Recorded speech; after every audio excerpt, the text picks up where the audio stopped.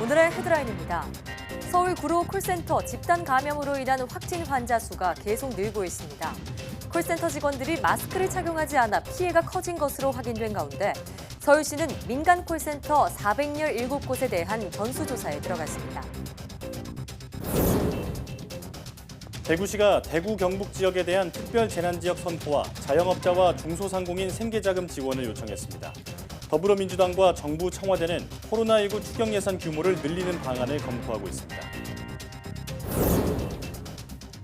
공적 마스크를 판매하는 곳의 위치와 수량 등을 실시간으로 알려주는 애플리케이션과 웹 서비스가 시작됐습니다. 서비스 개시에 맞춰 이용자들이 대거 몰려 한때 접속 지연 사태가 빚어지기도 했습니다. 미국에서도 코로나19가 빠르게 확산하면서 관련 산업의 피해가 속출하고 있습니다. 대학 휴강이 잇따르고 있고 항공사들은 국제선뿐 아니라 국내선 운항까지 축소하고 있습니다. 2015년 중국 우한 바이러스 연구소가 인공 코로나 바이러스를 만든 사실이 확인돼 유출설이 끊이질 않고 있습니다. 국내 연구진이 코로나19 바이러스와 비교했더니 82% 정도 일치하는 것으로 나타나 유출설의 근거는 희박한 것으로 확인됐습니다.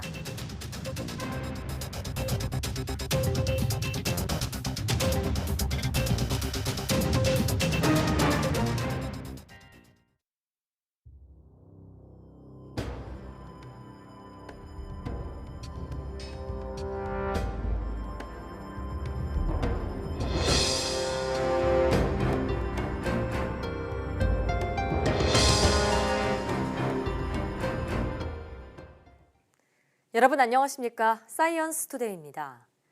서울 구로 콜센터 집단 감염으로 인한 확진 환자 수가 계속 늘고 있습니다. 수도권 최대 규모의 집단 감염 사례인데요. 직원들은 마스크를 착용하지 않은 것으로 확인됐습니다. 또 좁은 공간에서 붙어서 일하는 근무 환경이 코로나19 확산을 키웠다는 분석인데요. 무엇이 문제인지 홍성욱 기자가 짚어봤습니다. 금융회사 콜센터는 컴퓨터와 전화기가 놓인 작은 책상에 칸막이를 치고 다닥다닥 붙어 있습니다. 개인 공간이 좁고 옆 사람과 간격이 가까워 감염병 전염에 취약한 구조입니다. 이 때문에 지금 같은 코로나19 상황에선 개인 위생과 마스크 착용이 더 강조됩니다. 코로나19의 전파 방식이 가까운 거리에서 침방울이나 밀접 접촉에 의한 것으로 알려졌기 때문입니다. 해당 콜센터를 관리 운영하는 업체는 직원들이 마스크를 쓰고 근무했다고 말했습니다. 마스크도 지급을 한 상태였고 계속 개인 위생을 계속 철저하게 강조를 하고 있는데 그럼에도 불구하고 마스크를 계속 착용하신 분도 지금 감염이 된 상태라고 나오고 있어서 하지만 방역 당국은 안 쓴 것으로 확인됐다고 밝혔습니다. 업무 특성상 마스크는 사용하지 않은 것으로 파악을 했습니다. 당연히 그 콜센터의 경우는 이제 전화나 또 응대를 해야 되고 또 여러 가지 그 하나하나의 콜에 대해서 회신을 해야 되기 때문에 그런 어려움이 있는 점은 마스크를 쓴 채 전화 응대를 할 경우 의사 전달이 불분명할 수 있습니다. 또 보험 관련 업무의 경우 약관을 읽어주거나 판매 상품에 대해 정확한 진단이 필요해 일부 회사는 마스크 착용을 금지하기도 합니다. 고액은 필요하지 않은데 저희 쪽에서 전화를 해서 자꾸 이야기를 해야 되는데 답답한 목소리로 얘기를 하면 당연히 고객들이 더 들어주지 않죠. 그렇기 때문에 회사에서 마스크 착용하는 거 허용하지 않아요. 해당 콜센터는 교대 근무 시스템이 아닌 것으로 확인됐지만 집단 밀집도가 높은 상황에서 확진 환자를 중심으로 2, 3차 전파까지 확인된 만큼 추가 환자 발생 가능성은 더 커지고 있습니다. 이에 대해 방역당국은 직장 내에서도 거리 두기가 필요하다고 밝혔습니다. 이와 함께 업무 형태상 거리 두기가 어려울 경우 마스크 착용과 출근 자제가 현재 가장 합리적인 예방 수칙이라고 강조했습니다. YTN 홍서욱입니다. 구로구 콜센터 집단 감염이 확산하면서 서울시가 시내 민간 콜센터에 대한 긴급 전수조사에 들어갑니다. 박원순 서울시장은 브리핑에서 이번 구로 콜센터와 같은 사태를 예방하기 위해 서울의 민간 콜센터 417곳에 대한 전수조사를 시작한다고 밝혔습니다. 서울시는 콜센터의 근무 형태와 시설, 운영 현황 등을 확인하고 코로나19 예방 지침도 제시할 계획입니다. 박 시장은 또 콜센터를 직영 또는 위탁 운영하는 기업들은 대부분 대기업이라며 대체 사무실 확보나 재택근무 시행이 얼마든지 가능하다고 판단했습니다. 또 여건이 그렇지 못하면 서울시가 재정과 인력을 투입해서라도 안전성을 높이겠다고 말했습니다. 대중교통을 통한 전파 가능성에 대해서는 신도림역이 워낙 환승 인구가 많은 지역이지만 콜센터 관련 확진자들이 대중교통에서 감염된 사례는 보고받지 못했다며 일단 안전하다고 본다고 덧붙였습니다.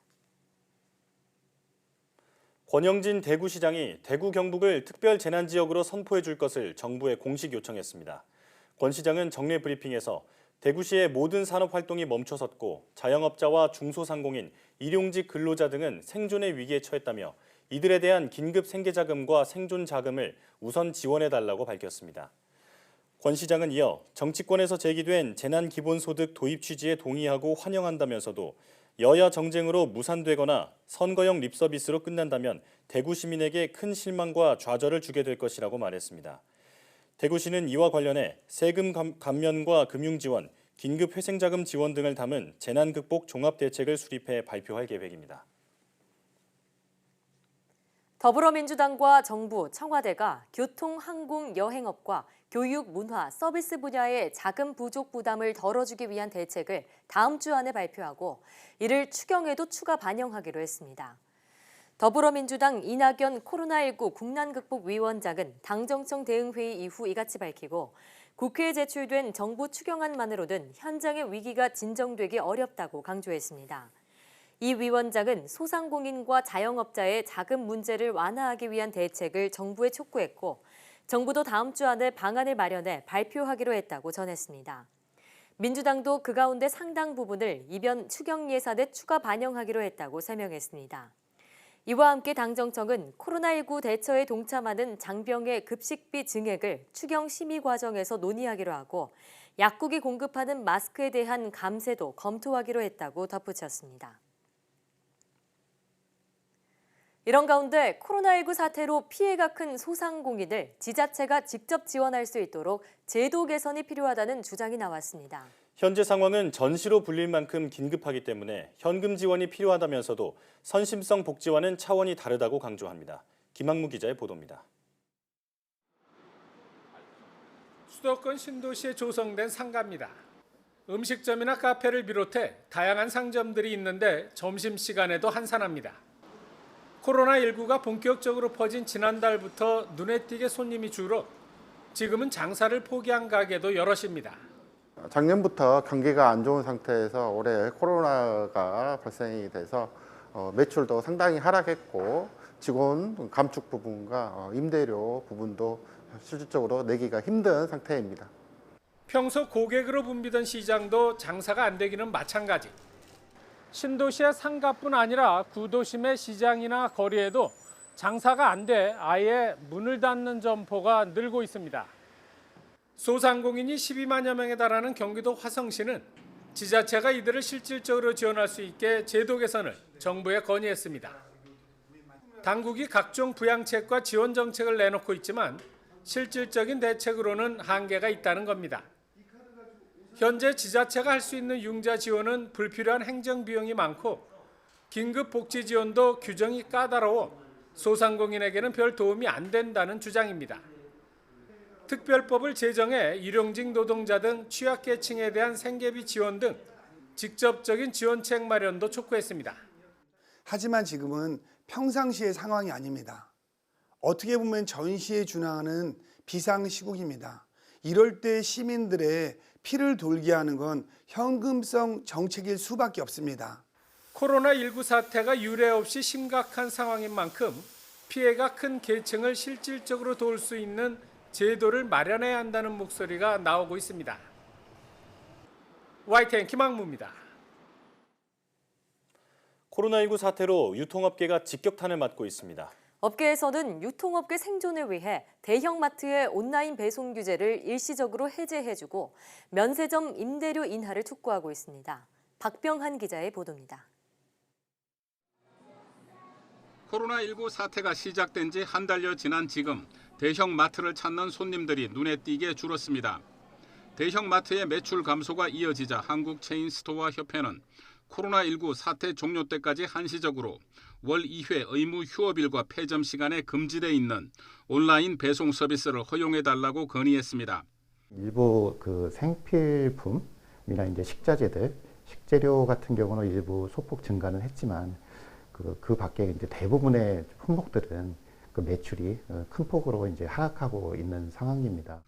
코로나19 사태 이후 시민들이 대면 접촉을 꺼림에 따라 온라인 유통업계 매출은 늘었지만 대형 마트의 경우 방문자 수가 큰 폭으로 하락해 온라인 배송 규제 완화를 정부와 지자체에 건의한 것입니다. 한국인 입국 거부와 국제선 항공편 중단으로 면세점 업계 상황은 더욱 심각합니다. 전년 2월 대비해서 매출이 한 40% 정도 하락한 상황이고요. 코로나 사태 직전과 비교하면 50%에서 60% 정도 매출이 빠진 상황입니다. 코로나 사태가 장기화되면 매출 감소 폭은 더 커질 것으로 우려됩니다. 면세점 업계는 이 상태가 지속될 경우 이달 중 공항 면세점 매출이 인천공항공사에 지불하는 임대료에 미치지 못할 것으로 보고 있습니다. 정부가 소형 면세점에 대해서는 6개월간 25 내지 30% 임대료 인하를 발표했지만 대형과 중견 면세점은 이 조치에서 제외됐습니다. 이 가운데 인천국제공항 1터미널 면세점 입찰에 참여했던 중견 사업자인 SM 면세점이 스스로 입찰을 포기해 면세점 업계의 힘겨운 상황을 보여주고 있습니다. YTN 박병환입니다.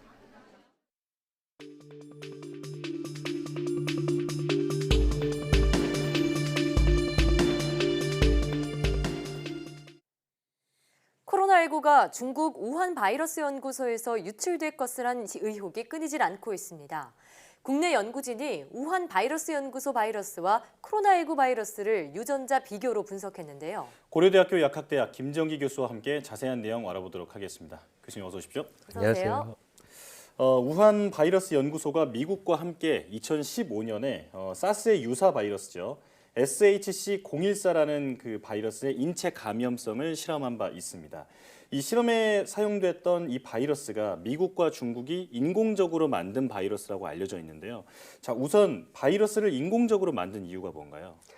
실제로 그 박쥐에서 분리한 코로나 바이러스를 분리하는 과정이 굉장히 어렵습니다. 그러다 보니까 2013년에 중국에서 처음으로 그것도 우한에 있는 바이러스 연구소에서 처음으로 바이러스를 분리했는데요.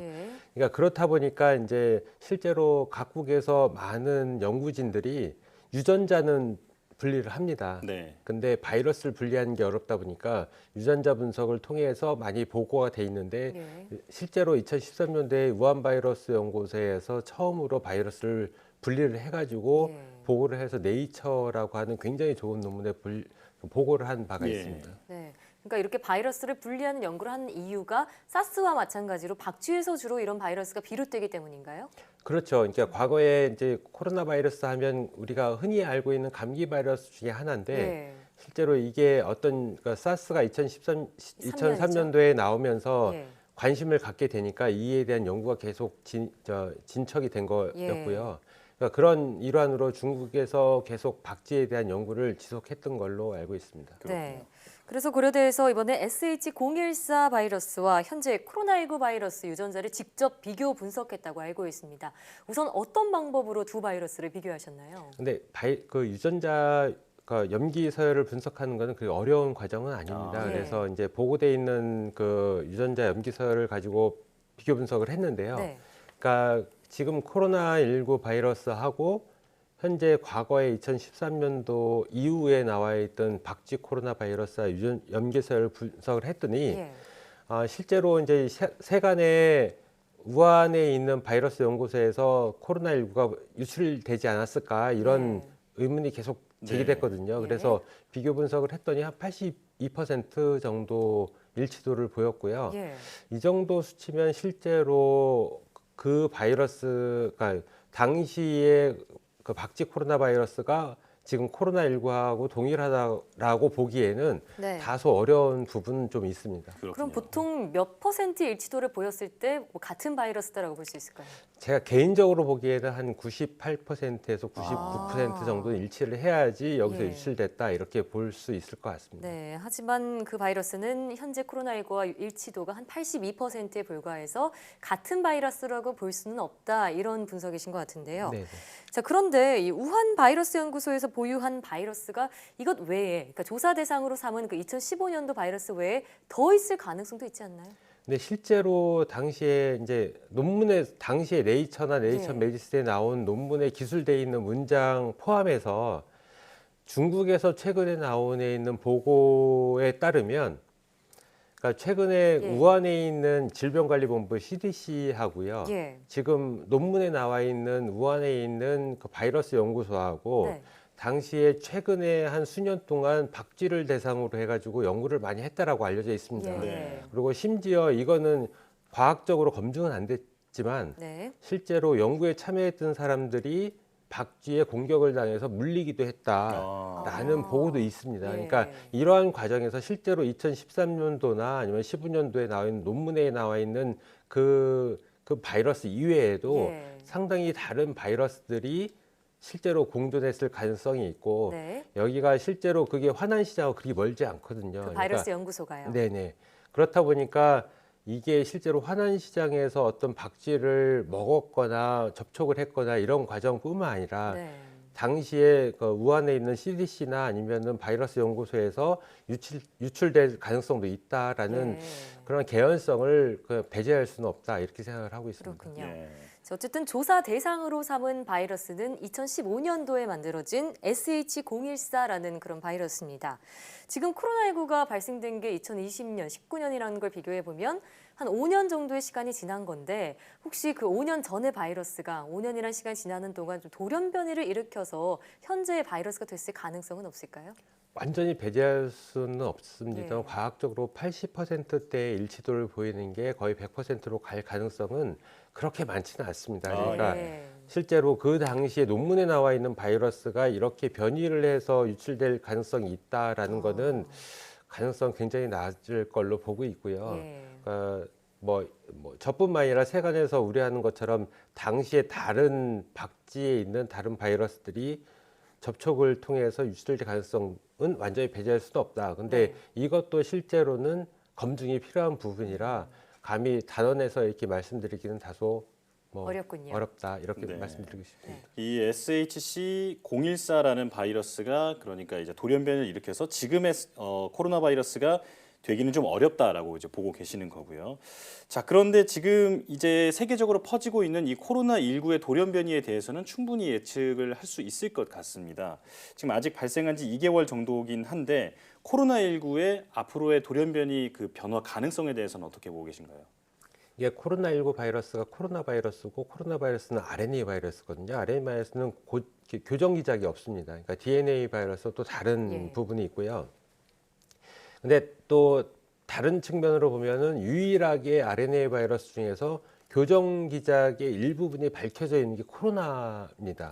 그럼 그래서 긍정적으로 해석할 수 있는 네, 거예요? 그러니까 다른 RNA 바이러스 흔히 우리가 알고 있는 그러니까 인플루엔자 같은 경우에는 그런 교정 기작이 아직까지 밝혀져 있지 않는데 네.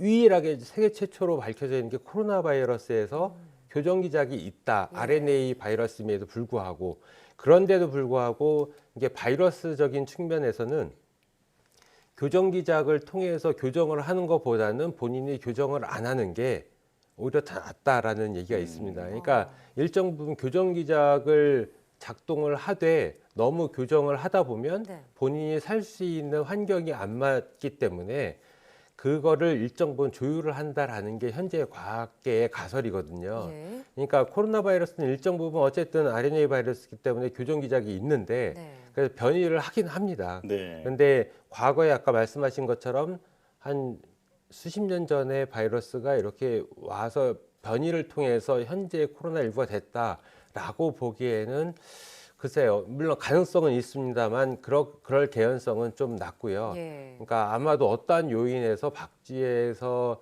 현재 존재하고 있는 코로나 바이러스가 사람한테 왔을 가능성이 더 많다. 저는 개인적으로 그렇게 생각하고 있습니다. 네. 자, 지금 또 코로나19 확산을 막기 위해서 우리나라를 비롯해서 전 세계적으로 공항에서 검역을 강화하는 추세로 나아가고 있습니다. 자, 그런데 공항 검역이 실제로 효과가 있느냐 좀 의문이 남아있는 상황인데 교수님께서는 실효성을 어떻게 보시는지 궁금하고요. 만약 낮다면 그 이유는 무엇인가요? 공항 검역은 일차적으로 해야 되는 것은 맞습니다. 근데 지금 다른 바이러스랑 다르게 코로나19 같은 경우에는 네. 발열 반응이 일어나기 전에 전파 능력이 있는 걸로 지금 거의 공식화됐습니다. 네. 현재는. 무증상 단계에서요. 예. 그러다 보니까 이게 실제로 공항에서 발열 반응으로 검역을 하는 게 실효성이 있느냐라는 의문점이 있는데 어찌됐든 간에 그렇다라고 해서 공항 검역을 안 하는 것도 다소 무리가 좀 있습니다. 그래서 네. 일차적으로 공항 검역 하되 이제 다른 부분 지금 말씀드린 것처럼 발열 반응이나 기타 임상 증상이 나오기 전에 어떤 그런 부분을 검역을 하는 게 그런 거에 대책을 세우는 게 우리 보건당국에서 해야 될 일인 것 같고요. 네. 근데 일차적으로는 공항 검역을 안 할 수는 없을 거다 이렇게 생각을 하고 있습니다. 네. 네. 자, 그렇다면 지금 하고 있는 이 공항 검역에 대해서는 어느 정도 그 제한이 되는 면이 있긴 하지만 그래도 지금 하고 있는 수준에 대해서는 어떻게 보면은 평가를 하신다면 어느 정도 수준이라고 보시나요? 근데 이게 호흡기 바이러스고 일차적으로 발열 반응을 보이기 때문에 공항 검역은 일차적으로 발열 반응 검색을 하는 거거든요. 네. 해야 된다라고는 봅니다. 근데 제가 보기에 산술적으로 맞는 비율인지는 모르겠으나 만약에 이제 확진자가 100명이다라고 했을 때 한두 명을 걸릴 수 있는 정도의 공항 검역인 거는 맞습니다. 근데 네. 그렇다고 해도 이런 세세한 부분 변수를 고려를 했을 때에는 해야 된다라고는 보고 있습니다. 네. 좀 여러 가지 변수를 통해서 어쨌든 제한이 되는 면이 있다는 것을 좀 인정을 해야 할 것 같고요. 자, 그렇다면 이제 코로나19의 그 여파로 초등학교나 여러 이제 학교들이 개학을 연기하고 있습니다.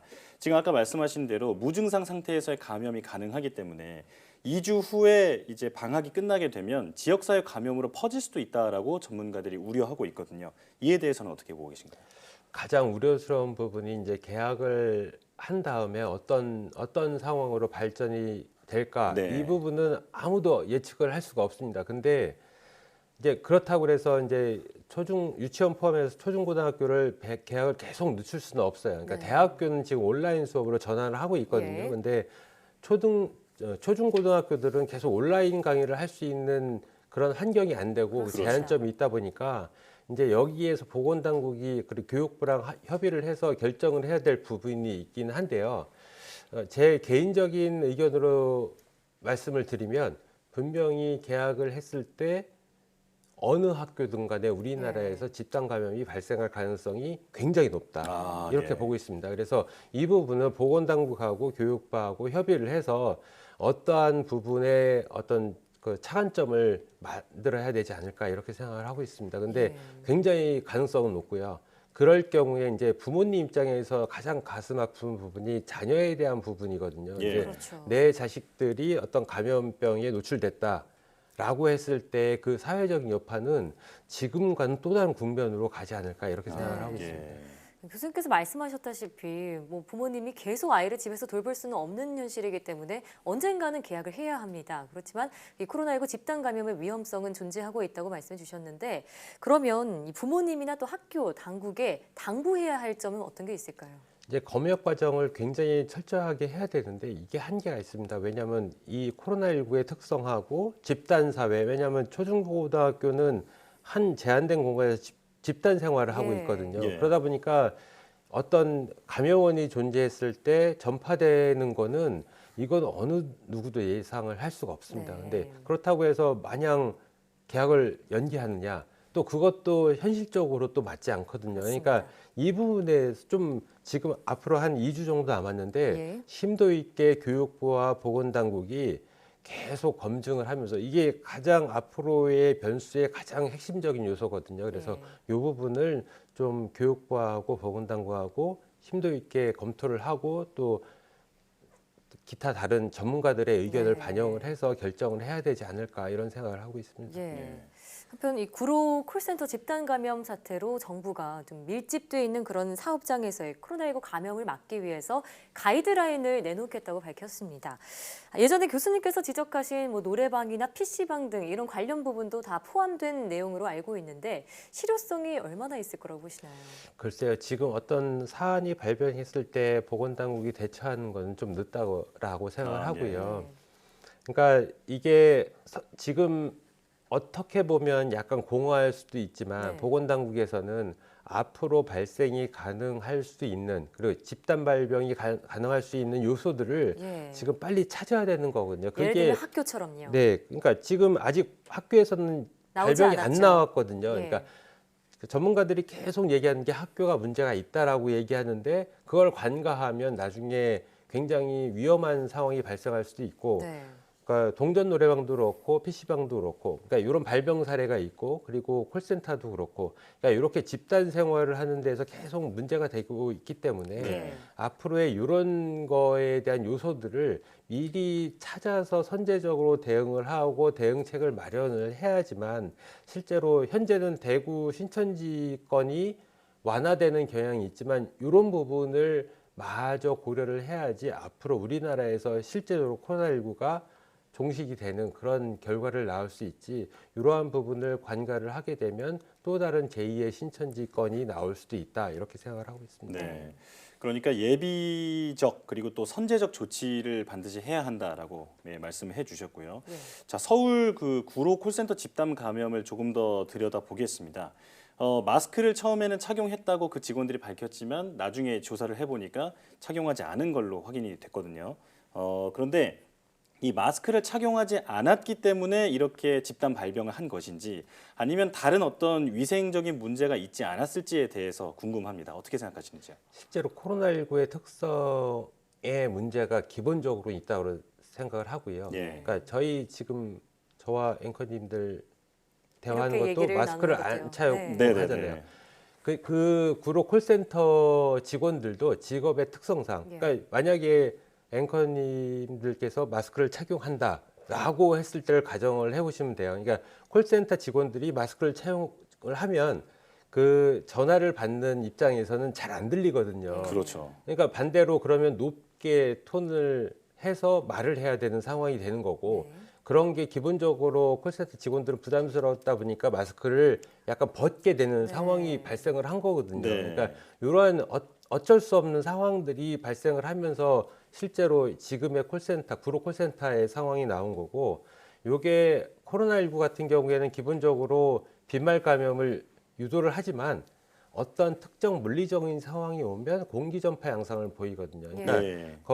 일정 공간에서 다수의 사람들이 감염이 되면 그 비말이 어떻게 보면 공기 감염을 유발시키는 요인이 될 수가 있습니다. 이런 네. 상황이 지금 최근에 짧은 기간 내에 다수의 확진자가 나온 거라고 생각을 하고요. 네. 그러니까 이러한 요소들을 미리미리 생각을 해서 제가 아까 말씀드린 것처럼 보건당국에서는 그런 위험성이 있는 요소들을 미리 선제적으로 파악을 해서 관리를 해야지만 지금의 상황이 안정세를 보이지 않을까 이렇게 생각을 하고 있습니다. 예.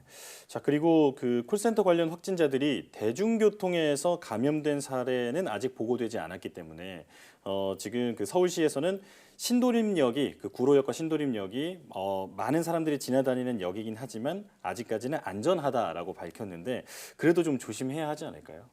근데 이게 지금 저도 대중교통을 주로 이용을 하다 보니까 많은 국민들이 마스크를 착용을 하십니다. 그러니까 이런 부분들이 물론 지금 콜센터 이후에 역학조사는 계속 진행이 돼야 되겠지만 네. 만약에 감염이 그 이후에 없었다라고 얘기를 하면 이거는 제가 보기에는 기본적으로 코로나19가 호흡기 바이러스다 보니까 기본적으로 마스크 착용을 통해서 방어 능력을 보이는 건 맞습니다. 네. 그러니까 반대 입장을 보면 지금 이탈리아 같은 경우에 굉장히 확진세가 넘고 우리나라보다도 지금 확진자가 더 추월을 급격하게 했거든요. 증가하고 예. 있죠. 예. 저는 이걸 초기라고 보거든요. 예.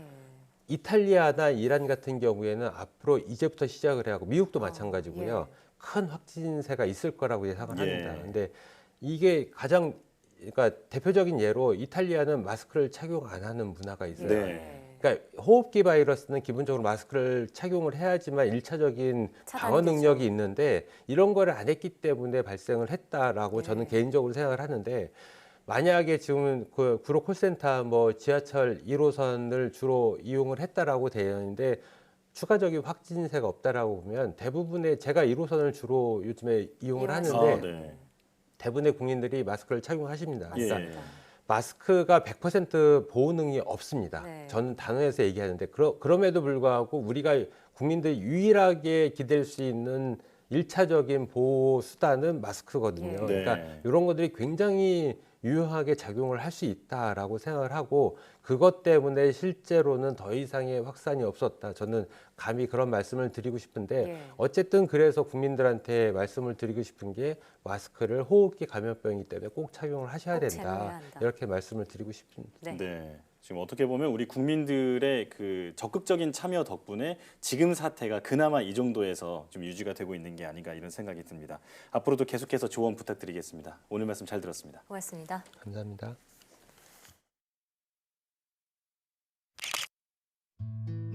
남아있는 마스크가 몇 개 없다 보니 사러 가보면 아직 줄은 길고 불안해가지고 줄도 못 기다리고 구하기도 어렵고 계속 그냥 집에만 있는 상황입니다.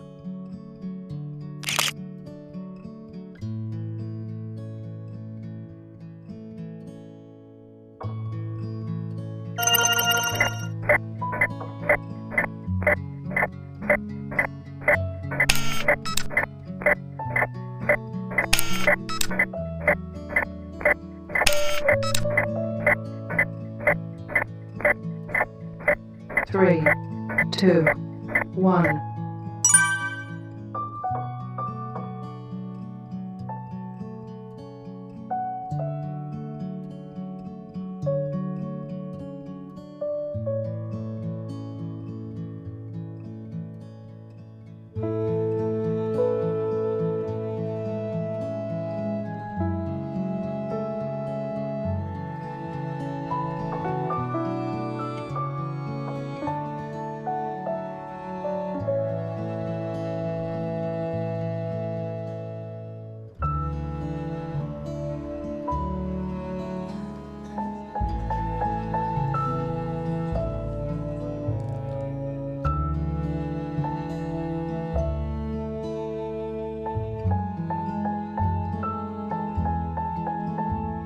지금 제일 필요한 게 마스크가 아닐까 생각했습니다. 기회가 되면 하고 주위 사람들한테 좀 더 권해주고 싶기도 하고 그래서 조금 더 여유분이 남아서 조금 수급 문제에 조금 도움이 됐으면 좋겠습니다.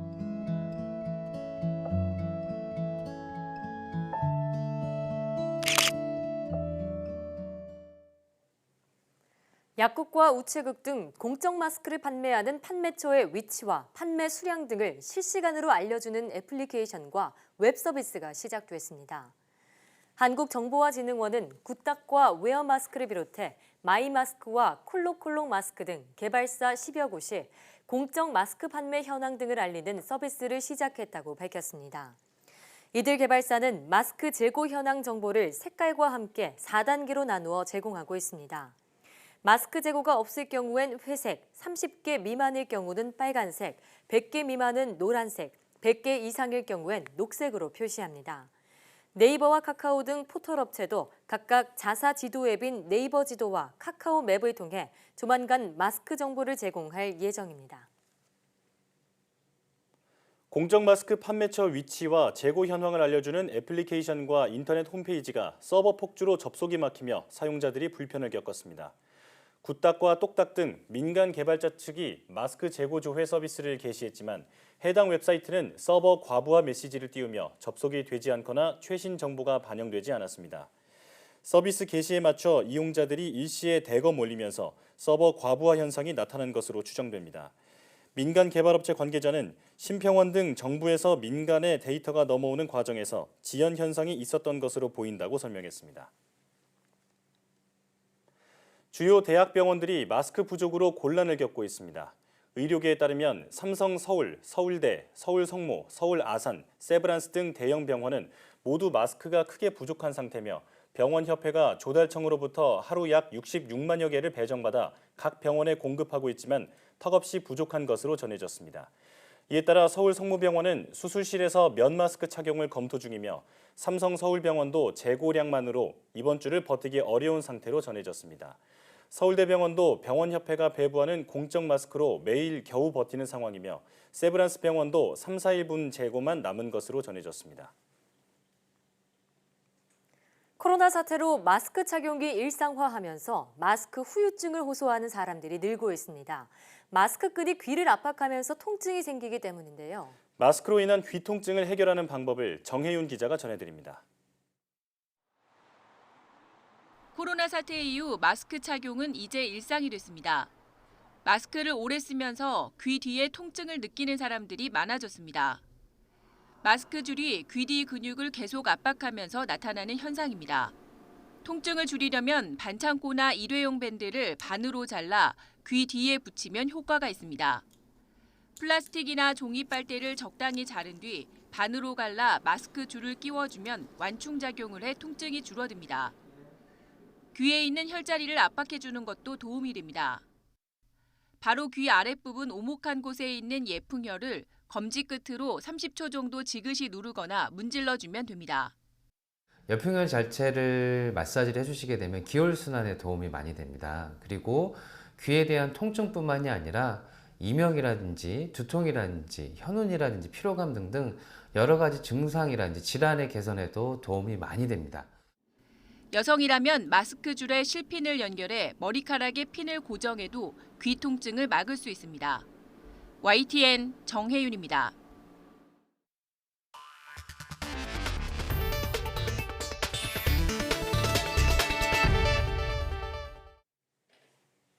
미국에서도 코로나19 감염이 빠르게 확산하며 관련 산업들의 피해가 속출해 대책 마련에 고심하고 있습니다. 휴강하거나 인터넷 강의로 대체하는 대학들이 잇따르고 있으며 항공사들은 국제선뿐 아니라 국내선 운항도 축소에 들어갔습니다.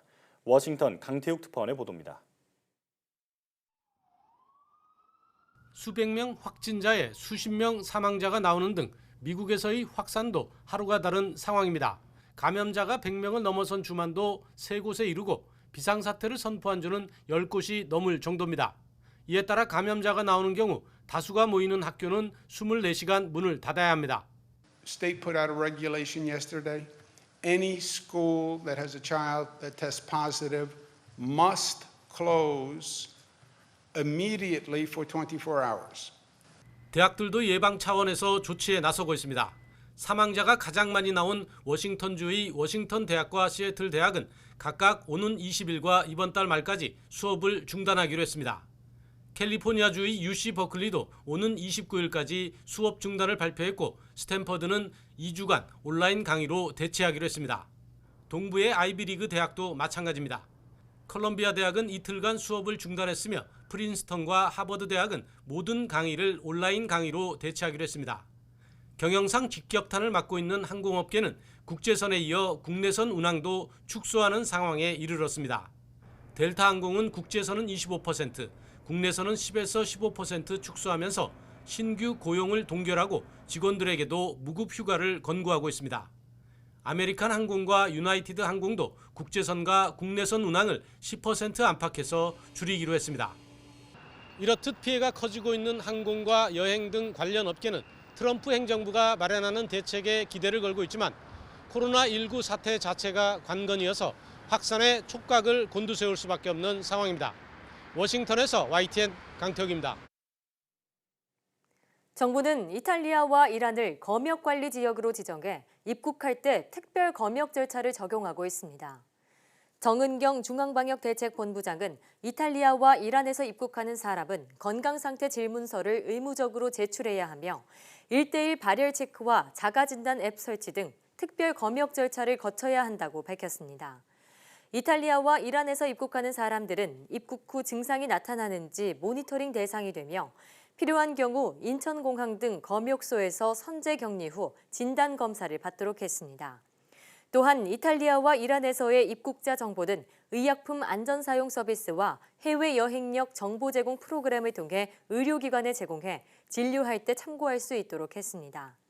현재 특별 검역 절차가 적용되는 대상은 중국과 홍콩, 마카오, 일본에서 입국하는 경우에 적용되고 있는데 이탈리아와 이란에서 입국하는 경우에도 추가 적용됩니다.